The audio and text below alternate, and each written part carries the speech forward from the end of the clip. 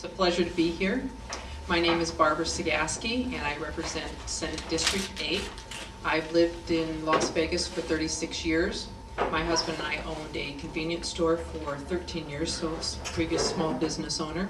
We have 2 children that went to the public school and also graduated from the university system, respectively, one at UNR and one at UNLV. So we have great rivalries that go on during the games. Proud to be a Nevadan. Proud to be here. I hail from Minnesota. That's where I grew up. I enjoy what I do. I enjoy being a state senator, and I look forward to going back. As you know, we have term limits, so this will be my 3rd and final 4-year term in the Senate, and I was reminded that I'm a senior senator now, so that was kind of interesting. But I look forward to discussing with you the issues that are facing Nevada today. Hey Barbara, Chris Steele, Major Chris Steele, United States Marine Corps. And it's great to have you here as a senior, a public servant in the community. So you understand the ins and outs, the ups and downs, the corruption and the self-serving dynamics that are going on out there.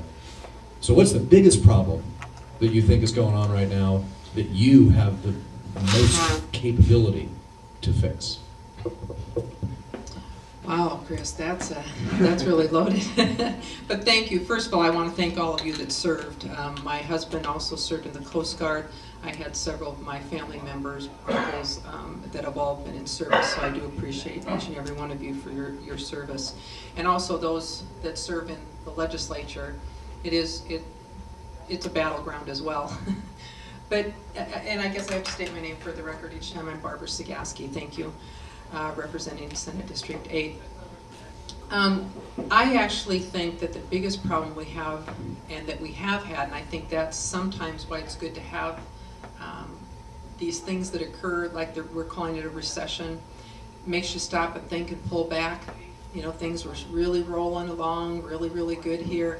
What happened to us, and I believe started in 2003, is we have a spending problem in the state of Nevada. We spent more than we took in, which created this spiral. So we thought that every time we wanted something, we could build the budget to where we wanted, and we'd go out and cherry pick taxes to pay for it. And that, we do have control, and we could have taken care of it at that time, but now we have no choice.